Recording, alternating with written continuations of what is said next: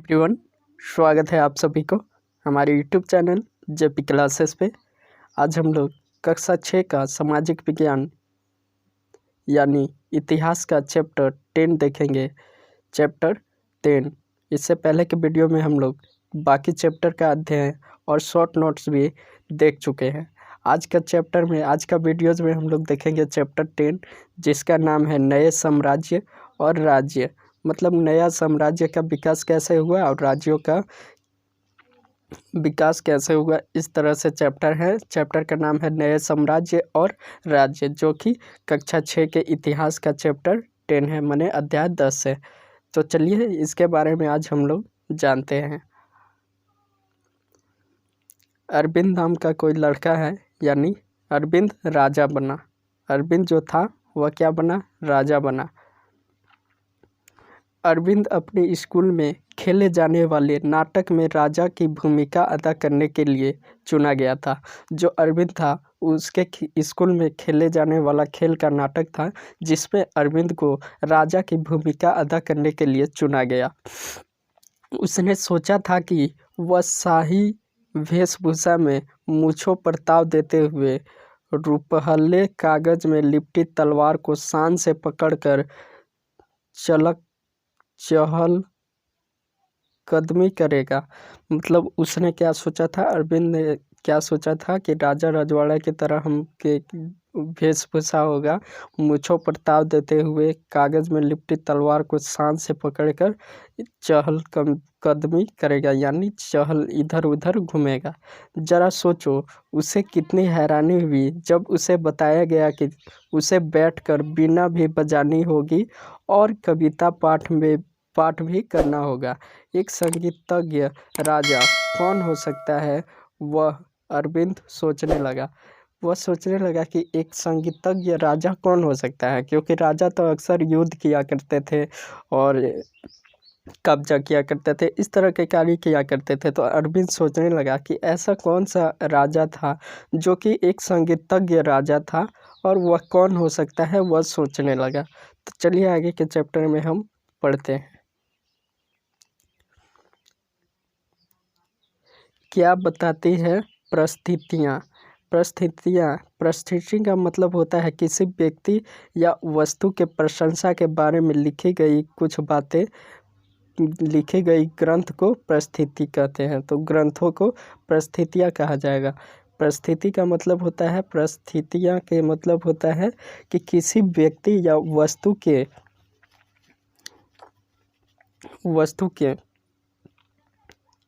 किसी व्यक्ति या वस्तु के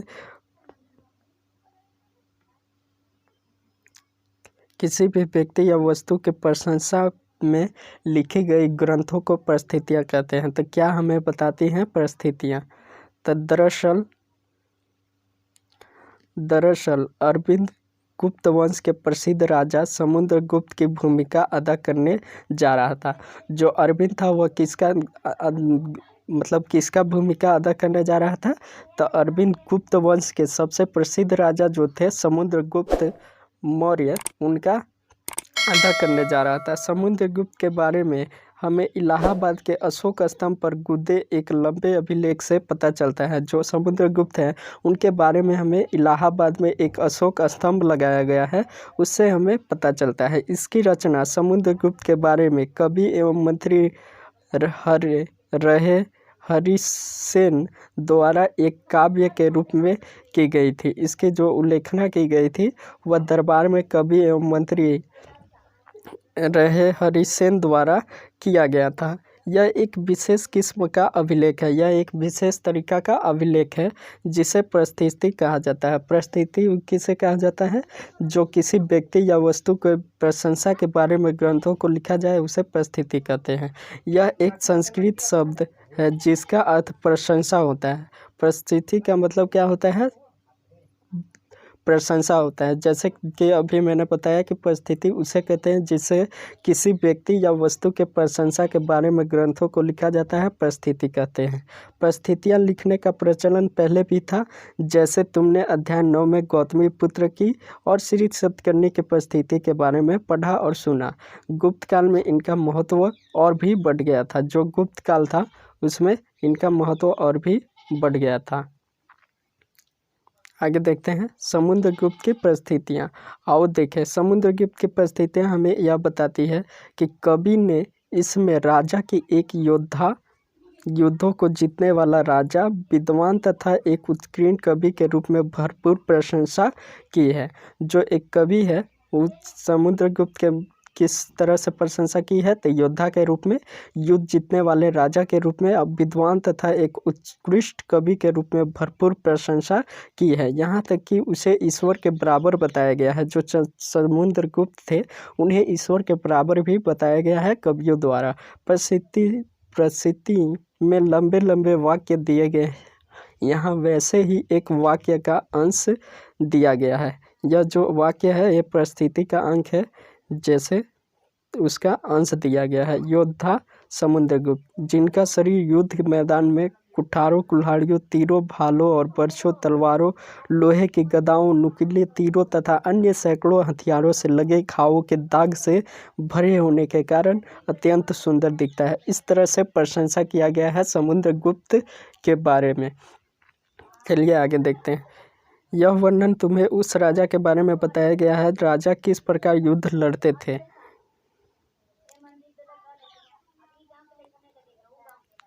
अगर तुम मानचित्र 7 को गौर से देखोगे तो पता चलेगा कि एक क्षेत्र में हरे रंग से रंगा गया तुम्हें पूर्वी समुद्र तट के साथ साथ एक क्रम में लाल बिंदुओं दिखेंगे। उसी तरह कुछ क्षेत्रीय बैंगनी और नीले रंग के भी मिलेंगे। यह मानचित्र इस परिस्थिति में प्राप्त जानकारियों के आधार पर बनाया गया है। हरिसेन 4 विभिन्न प्रकार के राजाओं और उनके प्रति समुद्रगुप्त की नीतियों का वर्णन करते हैं। जो समुद्रगुप्त है वह वर्णन करते हैं, 4 प्रकार से वर्णन करते हैं। पहला मानचित्र में हरे रंग का क्षेत्र आर्यावर्त के उन 9 से शासकों का है जिसे समुद्रगुप्त ने हराकर उनके राज्यों को अपने साम्राज्य में मिला लिया था। अब मानचित्र दिखा देते हैं। हरे रंग का जो मानचित्र में दिखाया गया है वह उन 9 सेनाओं को है जिसने समुद्रगुप्त ने, ये जो है कनौज, प्रयाग, पाटलिपुत्र, नालंदा, इसे समुद्रगुप्त ने नौसेनाओं को हराकर अपने साम्राज्य में शामिल कर लिया था। अगला आप देखते हैं आगे, साम्राज्य में मिला लिया था यानी शामिल कर लिया था। दूसरा है, इसके बाद दक्षिणापथ के 12 शासक आते हैं। इनमें से कुछ की राजधानियों को दिखाने के लिए मानचित्र पर लाल बिंदु दिए गए हैं। इन सब ने हार जाने पर समुद्रगुप्त के सामने समर्पण किया था और समुद्रगुप्त ने उन्हें फिर से शासन करने की अनुमति दे दी थी। जो लाल चित्र द्वारा दिखाए गए क्षेत्र हैं उनको समुद्रगुप्त ने खुद ही समुद्रगुप्त के सामने ये अपने आप को समर्पित कर दिए थे, लेकिन समुद्रगुप्त ने फिर से इन्हें राज्य करने की अनुमति दे दी थी, जो यह लाल चित्र से दिखाया गया है।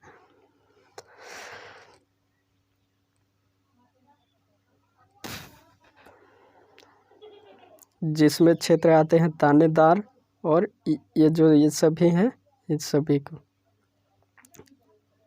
अगला तीसरा देखते हैं। पड़ोसी देशों का आंतरिक घेरा बैंगनी रंग का रंगा गया है।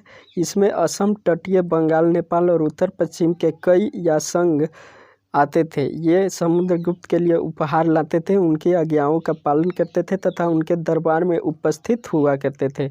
जो पड़ोसी देशों के आंतरिक घेरा बैंगनी रंग से दर्शाया गया है, इनमें से असम, तटीय बंगाल, नेपाल और उत्तर पश्चिम के कई गण या संघ है जिसे समुद्रगुप्त के लिए उपहार लाते थे और उनका आज्ञाओं का पालन किया करते थे। चौथा बताया गया है, चौथा कि ब्राह्मण इलाकों के शासक, जिन्हें नीले रंग से दर्शाया गया है, संभवतः कुषाण तथा शक वंश के थे। इसमें श्रीलंका के शासक भी थे। इन्होंने समुद्रगुप्त के अधीन स्वीकार किया और अपनी पुत्रियों का विवाह उनसे किया था। जो श्रीलंका के शासक थे वह अपनी पुत्रियों का विवाह किनसे किए थे? समुद्रगुप्त से किए थे, जो कि यहाँ पे दिखाया गया है इस चित्र में। अब वंशावलियाँ देख लेते हैं। वंशावलियाँ क्या है? तो अधिकांश परिस्थितियाँ शासकों के पूर्वजों के बारे में बताती है। जो अधिकांश परिस्थितियाँ होती हैं, यानी जो किसी व्यक्ति वस्तु के प्रशंसा के बारे में लिखी गई ग्रंथ को परिस्थितियाँ कहते हैं। तो वह अधिकांश शासकों के पूर्वजों के बारे में बताती हैं, मतलब पूर्वजों के बारे में बताती है। यह परिस्थितियाँ भी समुद्र के पितामह पितामह यानी परदादा, दादा, पिता और माता के बारे में भी बताती है। यह समुद्रगुप्त के पितामह मतलब पिता के पिता, पितामह यानी परदादा, इस सभी का वंशज के रूप में दिखाती है। उनकी माँ कुमार देवी लक्ष्मीगण की थी। जो समुद्रगुप्त की माँ थी वह कुमार देवी थी, जो कि लिच्छौनी गण की थी। पिता चंद्रगुप्त गुप्त वंश के पहले शासक थे, जिन्होंने महाराजाधिराज जैसे बड़ी उपाधि धारण की। समुद्रगुप्त ने भी यह उपाधि धारण की। उनके दादा और परदादा का महाराज के रूप में भी उल्लेख है। इससे यह आभास मिलता है कि धीरे धीरे इस वंश का महत्व बढ़ता गया। मतलब वंशागत सभी ने अपने जो भी परदादा उनके किया करते थे, उसके बाद उनके दादा किए, फिर पिता किए, फिर उनके किए, मतलब धीरे धीरे वंशानुसार चलता रहा। विक्रम संवत के बारे में 58 ईसा पूर्व में प्रारंभ होने वाले विक्रम संवत का परंपरागत रूप से गुप्त राजा चंद्रगुप्त द्वितीय के नाम से जोड़ा जाता है। जो इनका परंपरागत रूप है, उनका गुप्त राजा चंद्रगुप्त द्वितीय के नाम से जोड़ा जाता है। और ऐसा कहा जाता है कि उन्होंने शकों पर विजय के प्रतीक के रूप में इस संत्व की स्थापना तथा विक्रमादित्य की उपाधि धारण की थी। विक्रमादित्य जो थे, इस तरह से अपने कार्य को उपाधि धारण किए थे। समुद्रगुप्त के बारे में हम उनके बाद के शासकों जैसे उनके बेटे चंद्रगुप्त द्वितीय की वंशावली पूर्वजों की सूची में जानकारी मिलती है। उनके बारे में अभिलेखों तथा सिक्कों से पता चलता है कि उन्होंने पश्चिम भारत में सैन्य अभियान में अंतिम शासक का परास्त किया था, मतलब हरा दिया था। बाद में ऐसा विश्वास किया जाने लगा कि उनका दरबार विद्वानों से भरा था। इनमें से कुछ के बारे में जानकारियाँ 11 में अगले चैप्टर में मिलेगी। अगला शासक आते हैं हर्षवर्धन तथा हर्षचरित्र।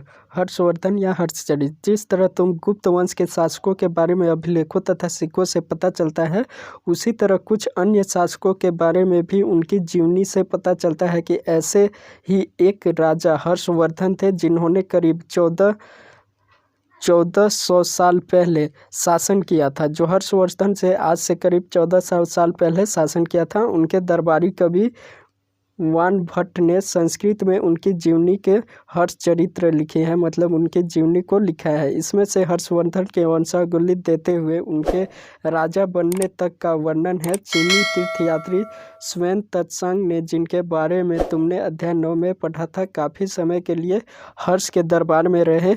उन्होंने वहाँ जो कुछ देखा उसका विस्तृत विवरण दिया।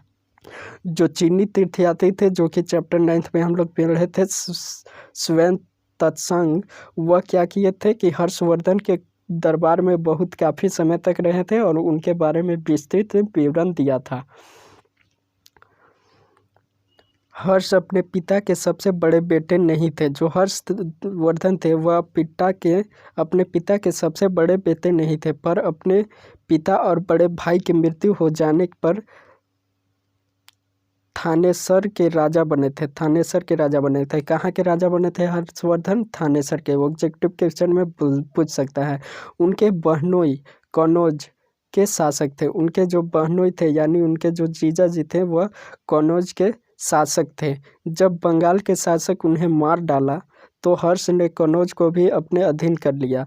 जब बंगाल के शासन उनके बहनोई को मार डाला तो उनको भी ये अपने अधीन कर लिया, मतलब वहाँ भी इनका शासन चलने लगा और बंगाल पर आक्रमण कर दिया। मगध तथा संभवतः बंगाल को भी जीतकर उन्हें पूर्व में जितनी सफलता मिली थी, उतनी सफलता अन्य जगहों पर नहीं मिली।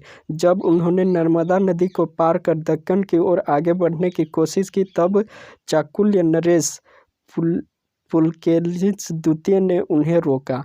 जब वह किधर नर्मदा नदी पार कर दक्कन की ओर बढ़ने की कोशिश की तो उस समय चालुक्य नरेश और पुलकेशिन द्वितीय ने उन्हें रोकने की कोशिश की। पल्लव, चालुक्य और पुलकेशिन द्वितीय की परिस्थितियाँ, इनके बारे में क्या लिखा गया है। तो इस काल में पल्लव और चालुक्य दक्षिण भारत में सबसे महत्वपूर्ण राजा वंश थे। जो पल्लवों का राजा था उनकी राजधानी कांचीपुरम के आसपास के क्षेत्रों से लेकर कावेरी नदी के डेल्टा तक फैली हुई थी। जो पल्लव के क्षेत्र थे, राज्यों की राजधानी थी, वह कांचीपुरम था और उनके आसपास के क्षेत्रों से लेकर कावेरी नदी के डेल्टा तक फैला था।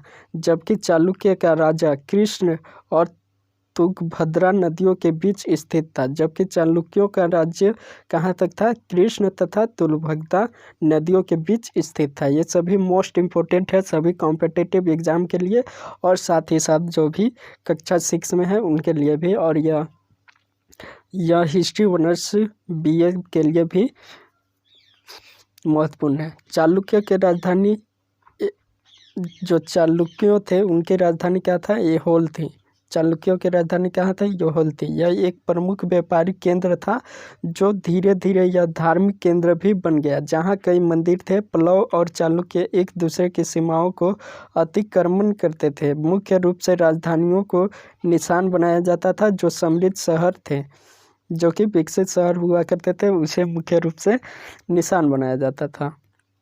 अब आता है पुलकेशिन द्वितीय के बारे में। पुलकेशिन द्वितीय सबसे प्रसिद्ध चालुक्य राजा थे। चालुक्य के राजा थे पुलकेशिन द्वितीय। उनके बारे में हमें उनकी दरबारी कवि रवि कृति द्वारा रचित प्रसिद्धि से पता चलता है। इसमें उनके पूर्वजों, खास तौर से पिछली 4 पीढ़ियों के बारे में बताया गया है। मतलब जो पुलकेशिन द्वितीय हैं उनकी 4 पीढ़ियों के, पिछले 4 पीढ़ियों के बारे में बताया गया है। पुलकेशिन द्वितीय को अपने चाचा से यह राज्य मिला था। जो पुलकेशिन द्वितीय थे उनके राज्य किससे मिले थे, उनके चाचा द्वारा यह राज्य मिला हुआ था। रवि कृति के अनुसार उन्होंने पूर्व तथा पश्चिम दोनों समुद्री तट इलाकों में अपने अभियान चलाए। इसके अतिरिक्त उन्होंने हर्ष को भी आगे बढ़ने से रोका। हर्षवर्धन जो थे उनको भी रोका। हर्ष का अर्थ आनंद होता है। कवि का कहना है कि इस पराजय के बाद अब हर्ष नहीं रहा। जो यह पराजय मिला था किनके द्वारा, रवि कृति के नहीं,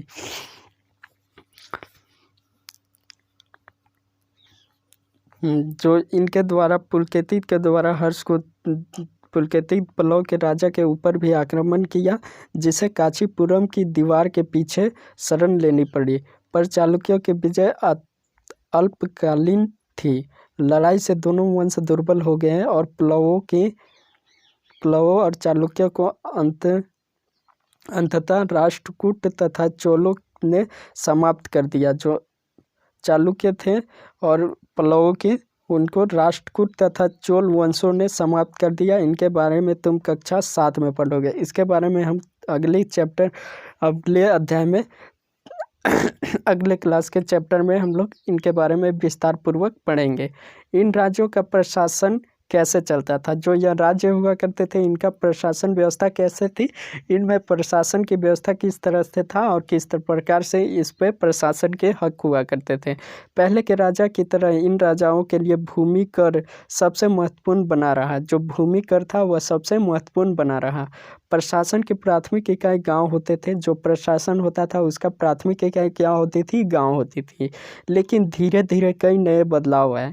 राजाओं ने आर्थिक, सामाजिक, राजनीतिक और सैन्य शक्ति रखने वाले लोगों का समर्थन जुटाने के लिए कई कदम उठाए। उदाहरण के तौर पर कुछ महत्वपूर्ण प्रशासकीय पर आनुवंशिक बन गए, अर्थात बेटे अपने पिता का पद पाते थे। जैसे कि कवि हरिसेन अपने पिता की तरह महादंडनायक अर्थात मुख्य न्याय अधिकारी थे। वो पिता की तरह ही बन गए थे। कभी कभी एक ही व्यक्ति कई पदों पर कार्य करता था। कभी कभी क्या होता था कि एक ही जो व्यक्ति होता था कई पदों पर अपने कार्य किया करता था। जैसे कि हरिसेन एक महादंडनायक होने के साथ साथ कुमारमात्य अर्थात एक महत्वपूर्ण मंत्री तथा संधि विग्रही अर्थात युद्ध और शांति के विषयों पर भी मंत्री थे। अगला है संभवतः वहाँ के स्थानीय प्रशासन के प्रमुख व्यक्तियों का बहुत बोलबाला था।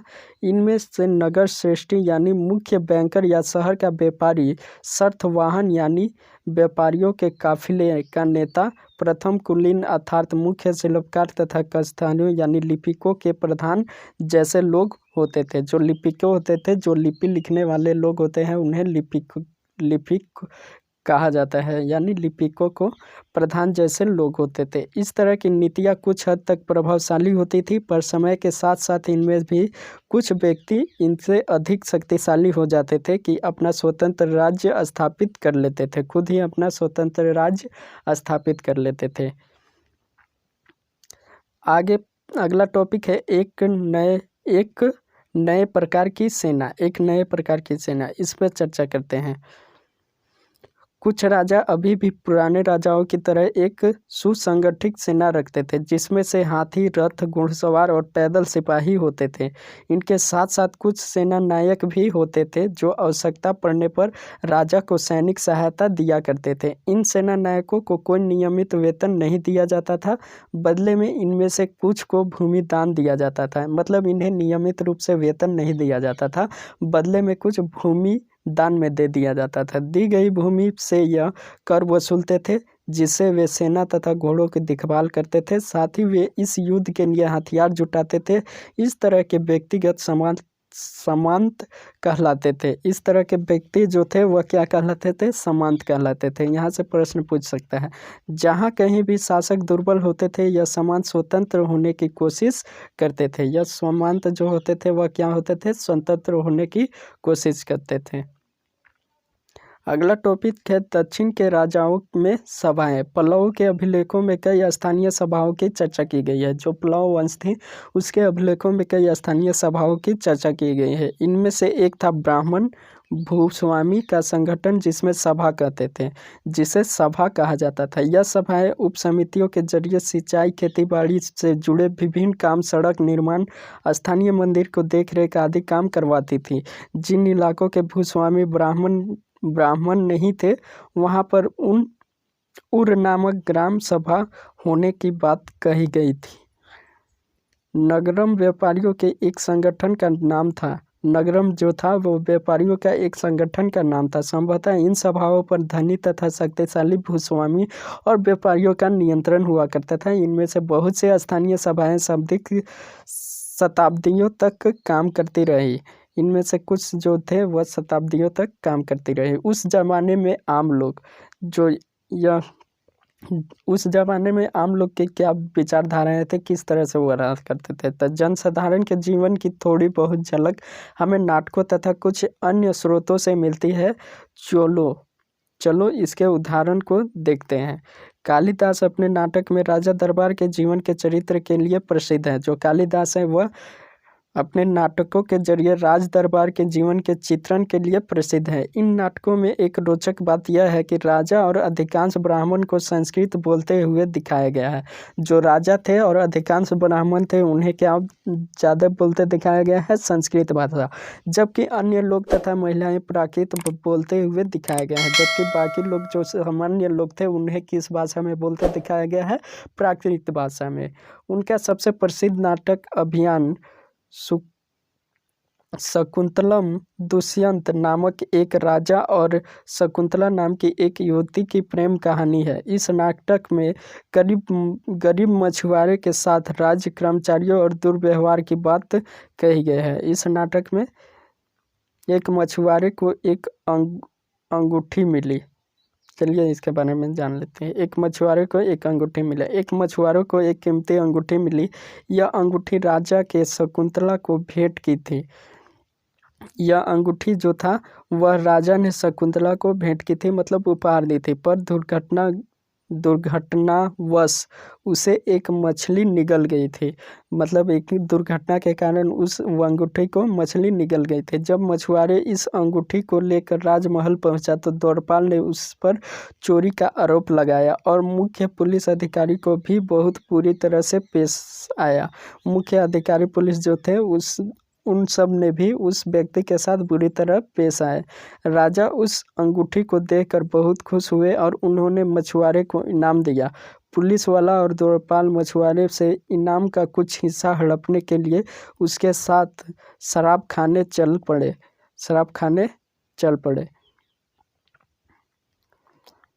आगे देखते हैं। चीनी तीर्थयात्री फासियन का ध्यान उन लोगों को दुर्गति पर भी गया जिन्हें ऊंचे और शक्तिशाली लोग अछूत मानते थे। इन्हें शहरों के बाहर रहना पड़ता था। वे लिखते हैं कि अगर इन लोगों को शहर या बाजार के भीतर आना होता था तो सभी को आगाह करने के लिए ये लकड़ी के एक टुकड़े पर चोट करते थे, मतलब ढोलक जैसा बजाते थे। यह आवाज़ सुनकर लोग सतर्क होकर अपने को छू जाने से या किसी प्रकार के संपर्क से बचाते थे। एक जगह वन भट्ट द्वारा अभियान पर निकली राजा की सेना का बड़ा सजीव चित्रण किया गया है। राजा की सेना का सजीव चित्रण इस प्रकार किया गया है, जो कि देखेंगे। राजा की सेना। राजा बड़ी मात्रा में साजो सामान लेकर यात्रा करते थे। इनमें हथियार के अतिरिक्त रोजमर्रा के उपयोग में आने वाली चीज़ें जैसे बर्तन, असबाब जिसमें सोने के पैदान भी शामिल थे, खाने पीने का सामान, बकरी, हिरन, खरगोश, सब्जियां, मसाले आदि विभिन्न प्रकार की चीज़ें शामिल होती थी। ये सारी चीज़ें जो होती थी लट्ठे गाड़ियों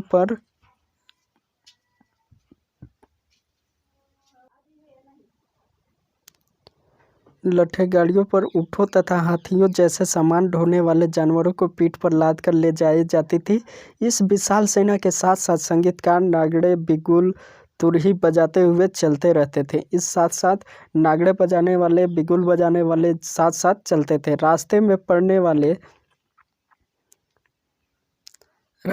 पड़ने वाले गांव वालों को उनका सत्कार करना पड़ता था। जो रास्ता होता था उसमें जो गांव आते थे उन लोगों को उनका सत्कार करना पड़ता था, यानी सम्मान करना पड़ता था।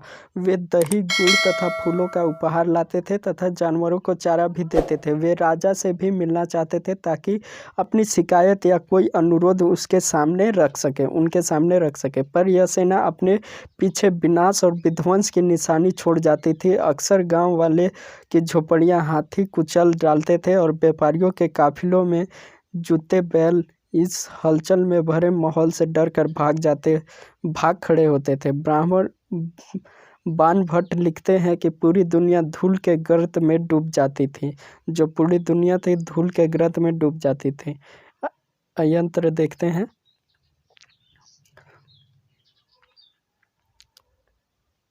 मानचित्र में अरब ढूंढो। जो अरब है मरुभूमि होते हुए सदियों से अरब यातायात का एक बड़ा केंद्र था। दरअसल अरब व्यापारी तथा नाविकों ने भारत यूरोप के बीच समुद्री व्यापार बढ़ाने का एक महत्वपूर्ण भूमिका निभाई थी। जो अरब था वह भारत और यूरोप के बीच समुद्री व्यापार को बढ़ाने में महत्वपूर्ण भूमिका निभाई थी।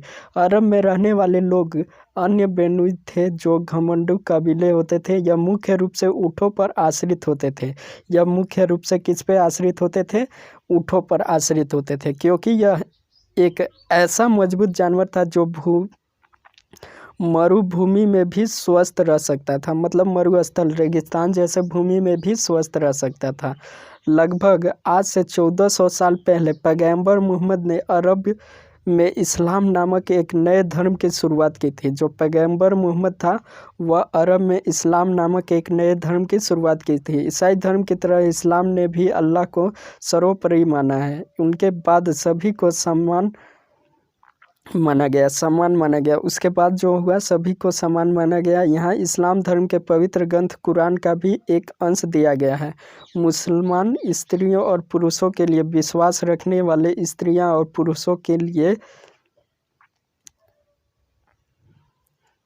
भक्त स्त्री और पुरुषों के लिए सच्चे स्त्रियों और पुरुषों के लिए धैर्यवान और स्थिर मन के स्त्रियों और पुरुषों के लिए दान देने वाले स्त्री और पुरुषों के लिए उपवास रखने वाले स्त्री और पुरुषों के लिए अपनी पवित्रता बनाए रखने वाले स्त्री और पुरुषों के लिए अल्लाह को हमेशा याद करने वाले स्त्री और पुरुषों के लिए अल्लाह ने इन सब के लिए एक क्षमा और पुरस्कार रखा है। अगले 100 साल के दौरान इस्लाम उत्तरी अफ्रीका, स्पेन, ईरान और भारत में भी फैला। अरब नाविक जो इस उपमहाद्वीप के तटीय बस्तियों से पहले से ही परिचित थे, अब अपने साथ इन नए धर्म को भी ले आए। अरब के सिपाहियों ने करीब 1300 साल पहले सिंधा यानी आज के पाकिस्तान में भी जीत लिया था। इस तरह से था कुछ चैप्टर 10 जिसके बारे में हम लोग पढ़ सके। इसमें कई राजाओं के वर्णन मिलते हैं जो कि मानचित्र में भी दिखाए गए हैं और इस तरह से थे, जो कि बहुत ही इम्पोर्टेंट चैप्टर है यह, जो कि सभी कॉम्पिटिटिव एग्ज़ाम के दृष्टिकोण से भी है और साथ ही जो कक्षा 6 में है, और साथ ही इसमें इसके बारे में और डीपली जानकारी हम लोग क्लास 7 के इतिहास से पढ़ने वाले हैं। तो अगर वीडियो आपको पसंद है तो लाइक शेयर कमेंट करना ना भूले और साथ ही साथ सब्सक्राइब कर बेल आइकन को भी प्रेस कर ले ताकि मेरे आने वाले हर एक वीडियो का नोटिफिकेशन आप तक पहुंच सके। मिलते हैं नेक्स्ट वीडियो में, तब तक के लिए जय हिंद, जय भारत।